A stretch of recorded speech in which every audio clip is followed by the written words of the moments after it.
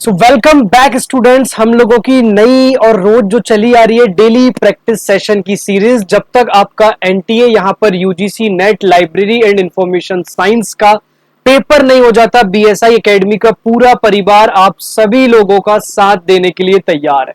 बस आप सभी विद्यार्थियों से ये गुजारिश है कि इस वीडियो को रेगुलर देखो, एंड तक देखो, और ये जो क्वेश्चन है ये टेलीग्राम चैनल बीएसआई एकेडमी का ज्वाइन कर लो ताकि ये कंप्लीट क्वेश्चन आपको टेलीग्राम चैनल पर मिल सके। ये वो सीरीज है दोस्तों, ये सारे के सारे जो क्वेश्चंस पैटर्न आप लोगों के लिए बीएसआई एकेडमी के द्वारा चलाए जा रही है किसी ना किसी एग्जाम से रिलेटेड है। और अगर ये एग्जाम से रिलेटेड नहीं भी है तो ये नेट सेट के ऐसे एग्जाम्स में किसी ना किसी एग्जाम्स में आए हुए हैं या वहां से उन कॉन्सेप्ट्स को लिया गया है आप लोगों के लिए दोस्तों। तो ये वीडियो दोस्तों अंत तक देखना ना भूलें, बहुत ही इंपॉर्टेंट सारे की सारे टॉपिक्स हैं।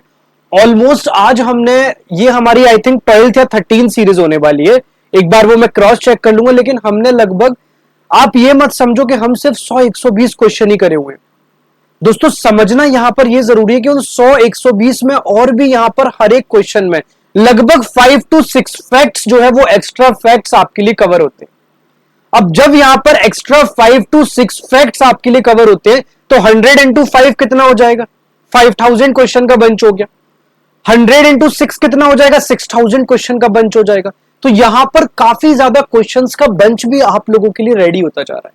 और एग्जाम से पहले दोस्तों अगर आपके 5 से 6000 क्वेश्चन दोस्तों अगर रेडी है तो आप समझो आपको एग्जाम में कितनी ज्यादा हेल्प मिलेगी इस चीज से। तो ये सीरीज बहुत ज्यादा इंपॉर्टेंट है। 2-3 जानकारी दोस्तों इस सीरीज को स्टार्ट करने से पहले आप लोगों को मैं देना चाहता हूं। अगर आप लोग दोस्तों यहां पर बीएसआई एकेडमी पे अभी भी जुड़ना चाहते हो, यूजीसी नेट 2026 को लेके अभी भी किसी भी प्रकार का कंफ्यूजन चल रहा है, तो दोस्तों बीएसआई एकेडमी के द्वारा यहां पर आप सभी लोगों के लिए बूस्टर डोज लॉन्च कर दिया गया है। यह बूस्टर डोज आप लोगों की प्रिपरेशन में बहुत ज्यादा हेल्प करेगा। इस बूस्टर डोज से दोस्तों सबसे अच्छी चीज ये कि यहां पर marathon, long marathon classes, questions की प्रैक्टिस और क्वेश्चन में किस पेपर में आपके किस तरीके से किस क्वेश्चन पैटर्न पे क्या अप्रोच आपकी सॉल्व होनी चाहिए करने की, वो सारी की सारी यहां पर टेक्निक्स आपको बताई गई। यूजीसी नेट का जो एग्जाम का पैटर्न होता है वो डिकोड करने का, जो हमारे एक्सपीरियंसेस टीचर्स हैं वो आपको डिकोड करने का पेपर 1 और पेपर 2 का यहां पर पैटर्न बताएंगे। तो अगर आप लोगों को इससे रिलेटेड कोई भी दोस्तों डाउट है, क्वेरी है, तो आप दिए गए कॉन्टेक्ट पर जाके बात कर सकते हैं। इसके साथ साथ हमारी बीएसआई एकेडमी की वेबसाइट पर भी जाके विजिट कर सकते हैं। तो क्वेश्चन नंबर 1 स्टार्ट करते हैं दोस्तों। ऑलरेडी ये सीरीज पूरी यहाँ पर टेलीग्राम चैनल में आपको इसकी लिंक भी मिल जाती है। इसकी कुछ टाइम बाद एक प्लेलिस्ट भी बना दी जाएगी, तो कभी आप फ्री हो तो यहाँ पर रिवीजन तरीके से आप इस सीरीज को देखना स्टार्ट कर दो। जब आप इस सीरीज को रिवीजन तरीके से देखना स्टार्ट कर दोगे तो यहां पर आपको काफी ज्यादा बंच ऑफ क्वेश्चन इकट्ठे होके मिल जाएंगे, तो आपको फिर आने वाले टाइम में प्रॉब्लम नहीं आएगी। ठीक है, इधर उधर से भटकना नहीं पड़ेगा। ये आपका प्रैक्टिस के लिए जो है सबसे हेल्पफुल सीरीज बन जाएगी। और मेरा यहाँ पर उद्देश्य भी है आपको इस सीरीज को स्टार्ट करने का, ये प्रैक्टिस सेशन के तरीके से ही स्टार्ट करने का है। ठीक है, इसको सीरीज को यहाँ पर प्रैक्टिस फॉर्म में ही मैं आपको स्टार्ट करना चाहता हूं। कंप्लीटली उसी तरीके से मैं ये सीरीज आप लोगों को डिलीवर यहाँ पर कंप्लीट करना चाहता हूं।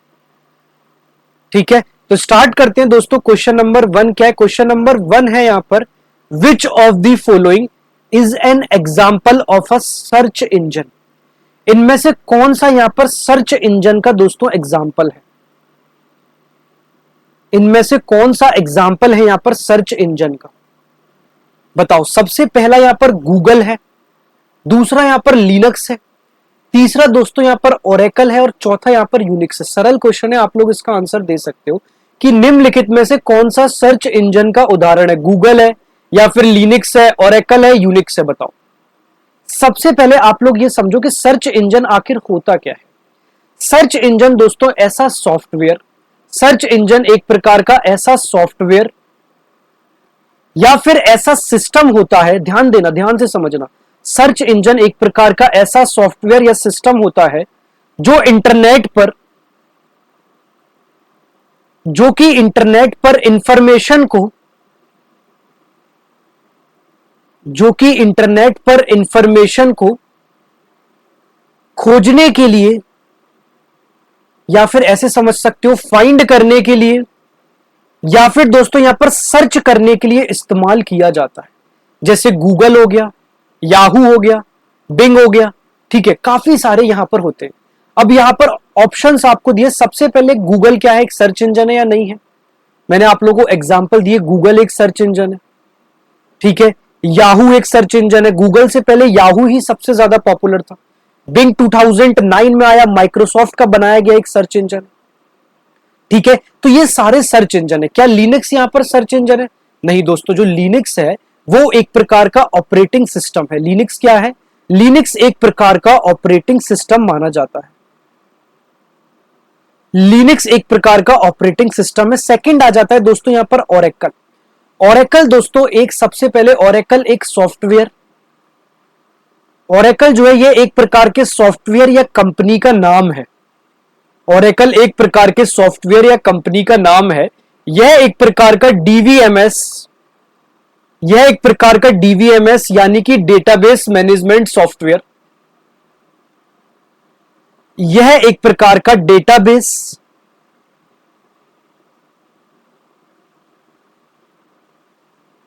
यह जो है यह एक प्रकार का database management software, company software. Next आ जाता है दोस्तों यूनिक्स। यूनिक्स क्या है? यूनिक्स भी एक प्रकार का, यह एक प्रकार का, यूनिक्स भी एक प्रकार का ऑपरेटिंग सिस्टम ही माना जाता है। क्लियर है? तो जो भी इंटरनेट पर इंफॉर्मेशन को खोजने के लिए, जो भी आपकी इंफॉर्मेशन है उसको सर्च करने के लिए, फाइंड करने के लिए यूज किया जाता है, उसे हम दोस्तों यहां पर सर्च इंजन के नाम से जानते हैं। उसे हम यहां पर सर्च इंजन के नाम से जानते हैं। जैसे गूगल, याहू, बिंग, ये सारे के सारे सर्च इंजन मैंने आपको आई थिंक एक या मतलब एक या दो वीडियो, शायद प्रैक्टिस सेशन के 8 या 9 में मैंने आपको सारा कवर कराया। तो इसका आंसर हो जाता है दोस्तों यहां पर गूगल, इसका करेक्ट आंसर। ये क्वेश्चन बहुत ज्यादा पूछा जा रहा है, इसलिए आपको बार बार देखने को मिल रहा है। यहां पे लिस्ट 1 में डीडीसी, यूडीसी, सीसी और एलसीसी, और यहां पर उसके क्लासिफिकेशन आपको मैच करने हैं। सबसे पहले ये समझो, ये क्वेश्चन जो है क्लासिफिकेशन सिस्टम से संबंधित है। ये क्वेश्चन जो है आप लोगों का, ये क्लासिफिकेशन सिस्टम से रिलेटेड क्वेश्चन है। ये क्लासिफिकेशन सिस्टम से रिलेटेड है, और यह क्वेश्चन आपसे पूछा ही पूछा जाता है, वो भी हर बार पूछा जाता है। तो सबसे पहले डीडीसी की बात करें, डीडीसी की फुल फॉर्म क्या है? डीडीसी की फुल फॉर्म है यहां पर Dewey, Dewey decimal classification. Dewey decimal classification जो है ये डीडीसी की फुल फॉर्म है। इसके क्रिएटर कौन है? कई बार हम लोग पहले भी पढ़ चुके हैं कि इसके क्रिएटर जो है, इसके क्रिएटर है यहां पर मेलविल डेवी। इसके क्रिएटर है यहां पर मेलविल डेवी, और यह दुनिया का सबसे ज्यादा पॉपुलर, यह दुनिया का सबसे ज्यादा पॉपुलर लाइब्रेरी, सबसे ज्यादा पॉपुलर लाइब्रेरी क्लासिफिकेशन, दुनिया का सबसे ज्यादा पॉपुलर लाइब्रेरी क्लासिफिकेशन का सिस्टम माना जाता है। ठीक है, इसलिए यहां पर डीडीसी बहुत इंपॉर्टेंट है। ठीक है, क्लियर है? इसका करेक्ट आंसर क्या होगा? डीडीसी की फुल फॉर्म ही आपसे पूछी गई है। फर्स्ट का यहां पर ए का हो जाएगा नंबर 3। ठीक है, सेकंड आता है दोस्तों यहां पर यूडीसी। यूडीसी की फुल फॉर्म की अगर बात करें तो इसकी फुल फॉर्म है दोस्तों यहां पर यूनिवर्सल, यूनिवर्सल डेसिमल क्लासिफिकेशन। क्या फुल फॉर्म है इसकी? Universal decimal classification. इसकी फुल फॉर्म है दोस्तों यूनिवर्सल डेसिमल क्लासिफिकेशन। और ध्यान देना, जो यूडीसी है ना, वो डीडीसी का ही डेवलप्ड वर्जन है। वो एक प्रकार से डीडीसी का ही डेवलप्ड वर्जन, डीडीसी का ही डेवलप्ड वर्जन यहां पर माना जाता है। नेक्स्ट है यहां पर दोस्तों सीसी, इसे हम कहते हैं कोलन क्लासिफिकेशन। नेक्स्ट है यहां पर कोलन क्लासिफिकेशन, और कोलन क्लासिफिकेशन के जो क्रिएटर हैं दोस्तों वो है यहां पर SR. Ranganathan. S R Ranganathan जो है वो यहां पर कोलन क्लासिफिकेशन के क्रिएटर यहां पर माने जाते हैं। ठीक है, नेक्स्ट है दोस्तों यहां पर एलसीसी, जिसे इसकी फुल फॉर्म है library of Congress classification. Library of Congress classification, ये एलसीसी की फुल फॉर्म है, और यह जो है अमेरिका की लाइब्रेरी ऑफ कांग्रेस के द्वारा, यह अमेरिका की लाइब्रेरी ऑफ कांग्रेस के द्वारा, यह अमेरिका की लाइब्रेरी ऑफ कांग्रेस के द्वारा बनाया गया है। ठीक है, एलसीसी की फुल फॉर्म क्या है? Library of Congress classification. Clear है? तो समझ आ गया होगा यहां पे सारी चीजें क्लियर। चलें क्वेश्चन नंबर नेक्स्ट पे। चलो क्वेश्चन नंबर थर्ड समझते हैं। क्वेश्चन नंबर थर्ड है दोस्तों, which among the following is a tertiary source of information. आपको याद होगा हमने प्राइमरी सोर्स ऑफ इंफॉर्मेशन पढ़ चुके हैं।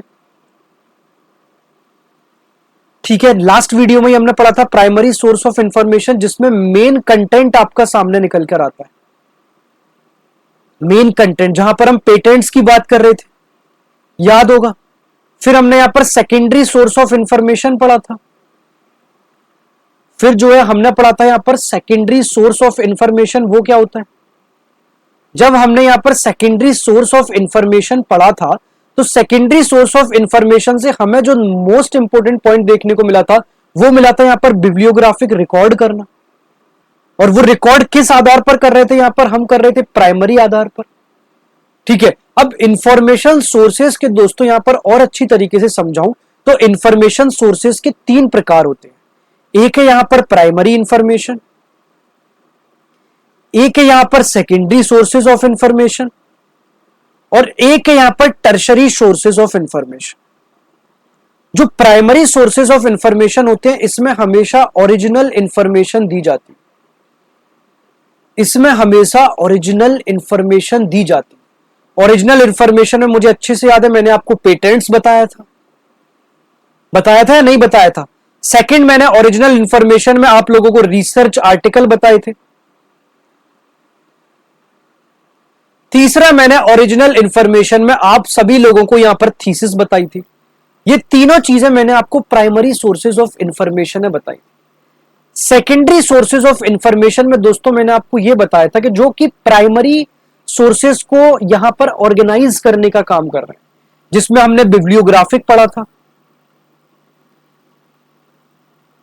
ठीक है, दूसरा इसी में हमने इंडेक्स पढ़ा था, और तीसरा इसी में हमने यहां पर एब्स्ट्रैक्ट्स पढ़ा था।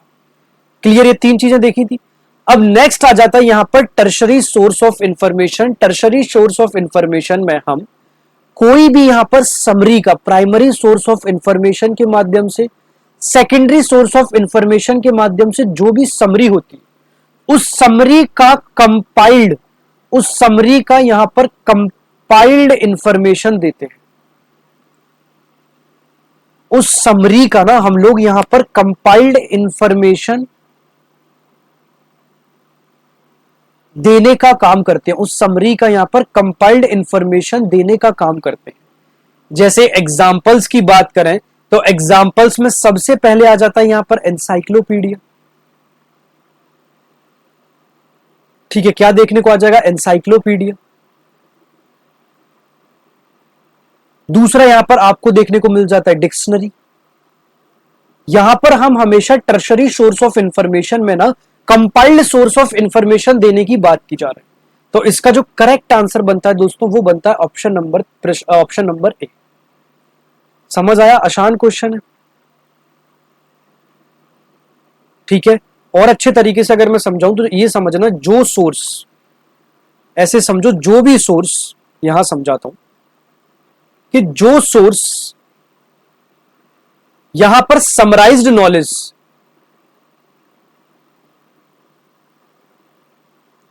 जो भी सोर्स समराइज्ड नॉलेज दे, जो भी सोर्स समराइज्ड नॉलेज दे, वह टर्शरी सोर्स कहलाता है।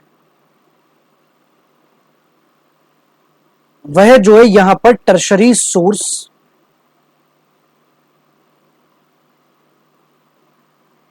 कहलाता है। क्लियर है, समझ आ गया। नेक्स्ट चले। Arrange the following in chronological order according to their development. बताओ, यहां पर क्रोनोलॉजिकल ऑर्डर से बताना है आपको इनकी डेवलपमेंट के आधार पर कि सबसे पहले इंटरनेट आया, वेब ब्राउजर्स आए थे, या फिर ईमेल आया था, या सर्च इंजन आया था, और आपको इसको एक क्रोनोलॉजिकल ऑर्डर में जमाना है। क्रोनोलॉजिकल ऑर्डर यानी कि इनकी स्थापना के आधार पर सबसे पहले कौन सी चीज आई थी आपको यह बताना है। दोस्तों, अगर ईमेल की अगर हम बात करें, ईमेल यहां पर सबसे पहले आया था 1971 में। किसने बनाया था, कई बार आपसे पूछा जा रहा है, रे टॉमलिंसन। रे टॉमलिंसन ने सबसे पहले 1971 में ईमेल को बनाया था। नेक्स्ट आता है उसके बाद 1995 या 1990 समझो, उसके बाद यहां पर इंटरनेट डेवलप हुआ था। उसके बाद यहां पर इंटरनेट का डेवलपमेंट हुआ था, और इसी के साथ साथ यहां पर इसी के आसपास सराउंडिंग्स में यहां पे वेब ब्राउजर आए थे, जैसे कि हम मोज़ेक समझते हैं, दूसरा हम नेटस्केप समझते हैं, तीसरा हम नेविगेटर समझते हैं। सारे वेब ब्राउजर होते हैं, ये आए थे। ठीक है, सर्च इंजन सबसे बाद में आए थे, ये 1998 के समय, जैसे याहू हो गया, गूगल हो गया। तो ये इनका दोस्तों यहां पर क्रम आता है। तो सबसे पहले जो आप यहां पर क्रम में लिखोगे वो लिखोगे ईमेल, सॉरी। दूसरा दोस्तों यहां पर हम क्रम की बात करें तो सेकंड नंबर पे आ जाता है यहां पर इंटरनेट। एक सेकंड में आपको लिखकर ही बता रहा हूं।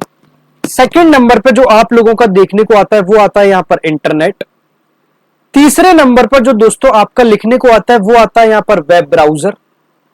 चौथे नंबर पे जो आपका देखने को मिलता है ईमेल हो गया, सेकंड नंबर पर इंटरनेट हो गया, तीसरे नंबर पर वेब ब्राउजर, और चौथे नंबर पर जो आप लोगों को देखने को मिल रहा है दोस्तों, उसका जो करेक्ट आंसर है वो है यहां पर सर्च इंजन। इस तरीके से आपको देखने को मिल जाते हैं। क्वेश्चन नंबर 5 चलें। Which of the following are characteristic of library 2.0। Library 2.0 क्या है, सबसे पहले यह समझो। यहां पर समझो कि लाइब्रेरी 2.0 क्या है। दोस्तों, लाइब्रेरी 2.0 की अगर हम बात करें तो यह एक प्रकार की मॉडर्न इंटरैक्टिव लाइब्रेरी सर्विसेज है। यह एक प्रकार की मॉडर्न इंटरैक्टिव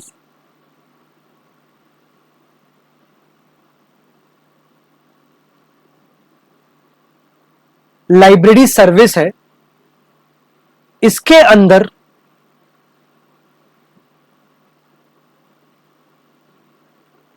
जो यूजर्स होते हैं, इसके अंदर हमेशा यूजर्स एक्टिव रोल को निभाते हैं।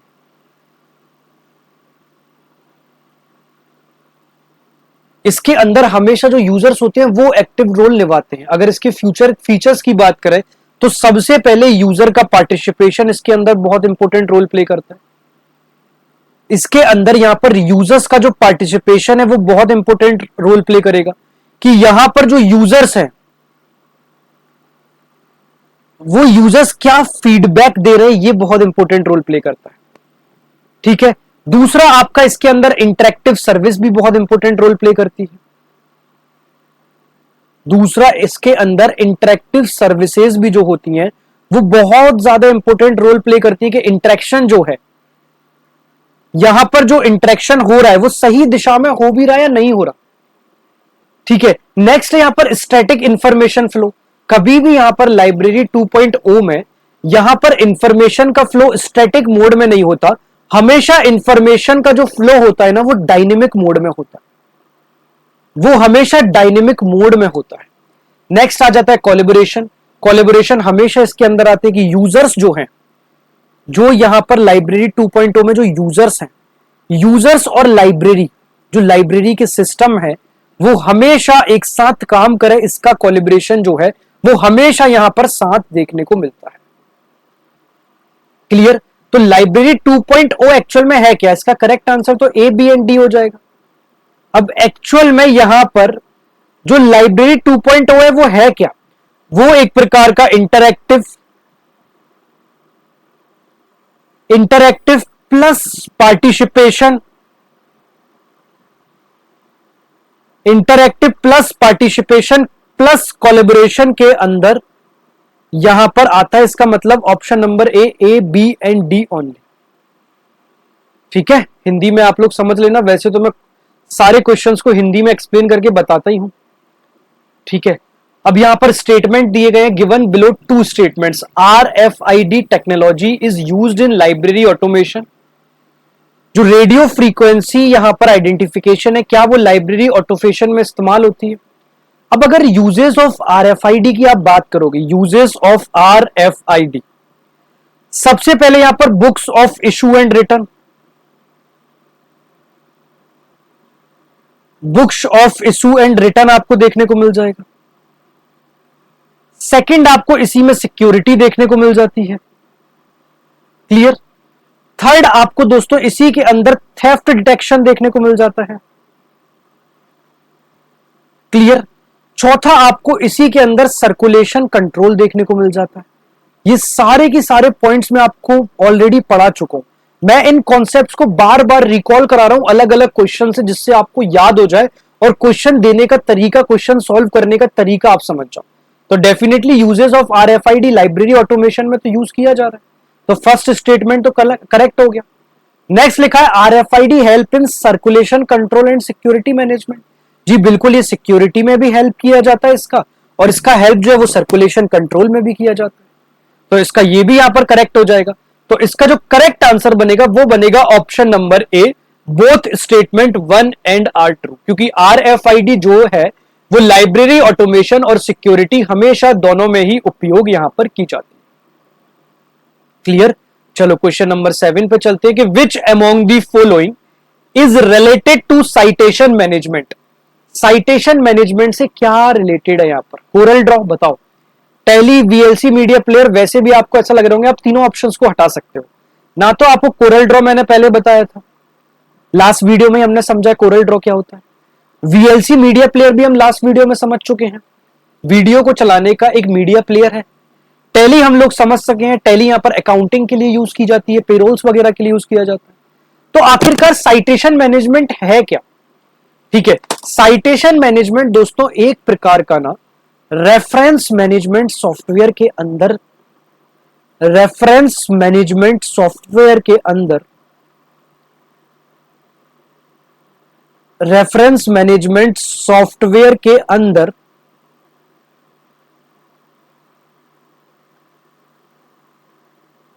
कार्य किया जाने वाला, कार्य किया जाने वाला टूल है, और इसे मेंडलीन है, और इसे मेंडलेन है, और इसे मेंडलेन है रेफरेंस मैनेजमेंट सॉफ्टवेयर है, साइटेशन मैनेजमेंट के अंदर यूज करने के लिए बनाया। अब मेंडलेन है, रिसर्च पेपर के अंदर दोस्तों साइटेशंस आते हैं। साइटेशंस के अलावा यहां पर बिब्लियोग्राफी भी आपको देखने को मिलती है। करेक्ट? बिब्लियोग्राफी के साथ साथ दोस्तों आपको जो रेफरेंसेस होते हैं वो रेफरेंसेस भी आप लोगों को देखने को मिलते हैं। तो ये सारी चीजें आपको यहां पर देखने को मिलती है। कोरल ड्रॉ में आप लोगों को पहले भी बता चुका हूं, ये एक प्रकार का ग्राफिक डिजाइनिंग सॉफ्टवेयर है।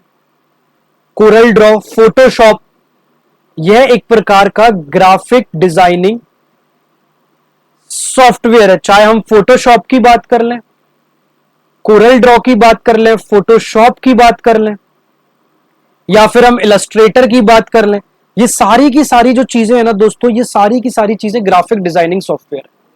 नेक्स्ट आगे यहां पर टैली। टैली क्या है? टैली एक प्रकार का अकाउंटिंग सॉफ्टवेयर है। टैली एक प्रकार का अकाउंटिंग सॉफ्टवेयर है। ठीक है, नेक्स्ट आता है दोस्तों VLC। VLC एक प्रकार का मीडिया प्लेयर है। क्लियर? VLC क्या है? VLC एक प्रकार का मीडिया प्लेयर है। सारे क्लियर हो गए क्वेश्चन नंबर 7 के सारे आंसर? चलो क्वेश्चन नंबर 8 पे चलें। Match list 1 and list 2। यहां पर प्रोटोकॉल दे दिए, प्रोटोकॉल आपको मिलाना है। सबसे पहले TCP IP transmission control protocol, internet protocol सबको पता है। आज थोड़े से आसान क्वेश्चन है तो आप लोग जल्दी सॉल्व करते जा रहे होगे। HTTP hyper text transfer protocol सबको पता है। FTP फाइल ट्रांसफर प्रोटोकॉल सबको पता है। फोर्थ का यहां पर सबसे पहले आ जाएगा fourth simple mail transfer protocol सबको पता है।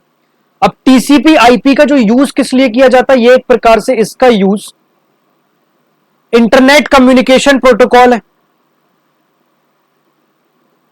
यह जो है, यह एक प्रकार का इंटरनेट कम्युनिकेशन प्रोटोकॉल है। एचटीटीपी क्या है? एचटीटीपी का यूज यहां पर वेबसाइट ओपन करने के लिए, वेबसाइट ओपन करने के लिए, वेबसाइट यूज करने के लिए माना जाता है। एफटीपी की अगर हम बात करें तो एफटीपी का यूज हमेशा यहां पर फाइल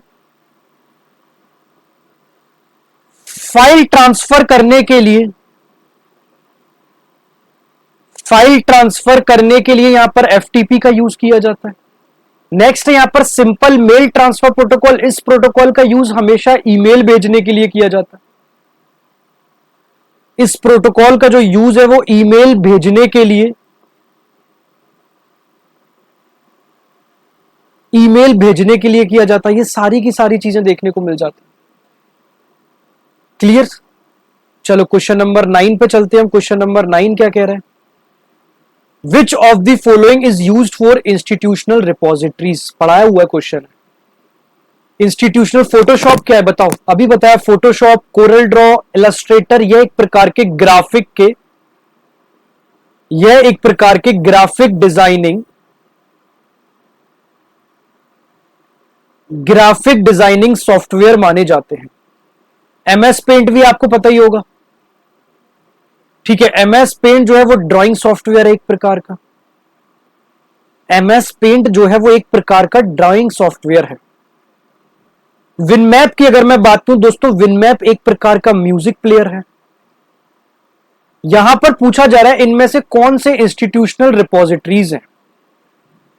सबसे पहले दोस्तों यहां पर इसका करेक्ट आंसर बन रहा है ऑप्शन नंबर ए, डी स्पेस। यहां पर इसका करेक्ट आंसर बनना है डी स्पेस। अब डी स्पेस है क्या? डी स्पेस दोस्तों एक प्रकार का इंस्टीट्यूशनल, डी स्पेस एक प्रकार का इंस्टीट्यूशनल रिपोजिटरी सॉफ्टवेयर है।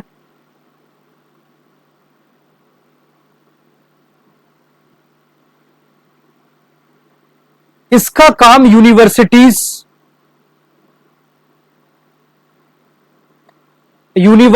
अपने थीसिस लिखने के लिए, रिसर्च पेपर्स लिखने के लिए, साथ में डिसर्टेशंस लिखने के लिए,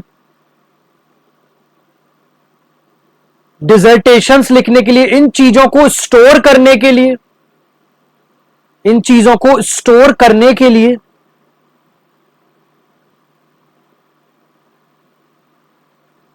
यूज करती है। ठीक है, फोटोशॉप मैंने बता दिया, image editing graphic designing software है। एमएस पेंट बता दिया, और यहां पर विनमैप भी मैंने आप लोगों को बता दिया। क्वेश्चन नंबर 10 पे चलते हैं। Arrange the following library activities in proper sequence. यहां पर अगर आप पुराने क्वेश्चन को याद करोगे तो आप इसको सॉल्व कर सकते हो। सिर्फ मैंने इस क्वेश्चन में थोड़ा सा सीक्वेंस आप लोगों के लिए चेंज कर दिया है। मैं देखना चाहता हूं आप लोग इसका आंसर कितना बता सकते हो, क्योंकि मैंने जो लाइब्रेरी की यहां पर इंफॉर्मेशन की जो आपने, या फिर लाइब्रेरी की जो आपने साइकिल पढ़ी थी प्रीवियस वीडियो में, उस लाइब्रेरी साइकिल को मैंने बहुत अच्छे से बहुत डिटेल में एक्सप्लेन करा था। मैंने उसमें लाइब्रेरी प्रोसेस को, उसके अंदर मैंने आप लोगों को लाइब्रेरी प्रोसेस को पूरा स्टेप बाय स्टेप समझा रखा था। जैसे एक्विजिशन क्या होता है कि पहले एक्विजिशन में जो बुक्स होती हैं वो बुक्स को खरीदा जाता है, उनको बुक्स को परचेज किया जाता है, उन बुक्स को खरीदा जाता है, उन बुक्स को परचेज किया जाता है, जिसे हम एक्विजिशन या फिर अधिग्रहण कहते हैं। दूसरा है दोस्तों यहां पर क्लासिफिकेशन।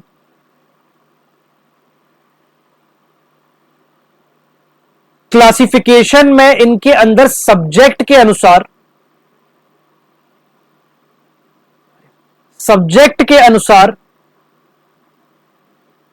क्लासिफिकेशन में सब्जेक्ट के अनुसार क्लास नंबर दिया जाता है। सब्जेक्ट के अनुसार यहां पर हमेशा क्लासिफिकेशन में क्लास नंबर दिया जाता है। क्लियर? नेक्स्ट आ जाता है यहां पर कैटलॉगिंग, उसके बाद यहां पर कैटलॉगिंग आ जाता है। यहां पर एक्विजिशन है, समझते चलना। यहां पर पहले था एक्विजिशन, दूसरे नंबर पे मैंने लिखा क्लासिफिकेशन, तीसरे नंबर पर यहां पर कैटलॉगिंग में कैटलॉग कंप्लीट एंट्री बनाई जाती है, और लास्ट में जो फोर्थ आता है यहां पर वो आता है सेल्विंग, जिसमें अंत में सेल्व पर चीजें रखी जाती हैं। तो एक्विजिशन, क्लासिफिकेशन, कैटलॉगिंग, सेल्विंग, ये इसका करेक्ट आंसर बनता है। क्लियर? तो दोस्तों यहां पर हमने सारे की सारे क्वेश्चन सॉल्व कर लिए हैं। ठीक है, ये पीडीएफ जो है ये आपको बीएसआई एकेडमी के टेलीग्राम चैनल पर मिल जाएगी। ठीक है, बीएसआई एकेडमी के टेलीग्राम चैनल पर जो है आपको इसकी कंप्लीट पीडीएफ मिल जाएगी। आप इस कंप्लीट पीडीएफ को डाउनलोड कर लो। ठीक है, ये सारे के सारे क्वेश्चंस दोस्तों बहुत ज्यादा इंपॉर्टेंट है। इन सारे क्वेश्चंस का बंच बना के रख लेना। एग्जाम टाइम पे आप जिनकी अगर इन्हीं क्वेश्चंस की प्रैक्टिस करके चले जाओगे ना, इन्हीं क्वेश्चंस की अगर प्रैक्टिस करके चले जाओगे तो ये समझना एग्जाम में आप यहां पर क्लियर कर ले जाओ। क्लियर है? तो आज की हम यही वीडियो को एंड करते हैं दोस्तों। इसके अलावा अगर आप लोगों को कोई भी जानकारी चाहिए सॉरी, तो दिए गए कॉन्टेक्ट नंबर पर आप जा सकते हैं। इसके साथ साथ आप हमारी वेबसाइट पर भी विजिट कर सकते हैं। तो आज की क्लास का हम यहीं वाइंड अप करेंगे। तब तक के लिए बाय बाय, टेक केयर, जय हिंद दोस्तों।